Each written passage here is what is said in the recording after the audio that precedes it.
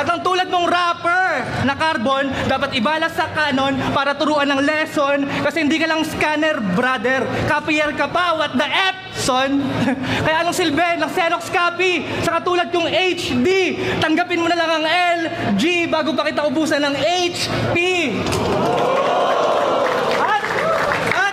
At sa sobrang takaw niya, ubus lahat ng kinikita. Paborito niya pagkain, lahat ng may products ni Mama Sita. Ayos lang, naubusin mo yung pera mo sa pagkain. Huwag ka lang masyadong pabida. Hindi mo kaya sisirin ang aking lalim kasi ikaw ay salbabida. Yo, ito, real talk. Di ba di ka naman umiinom ng alak, type? Ba't mo ko ginagaya?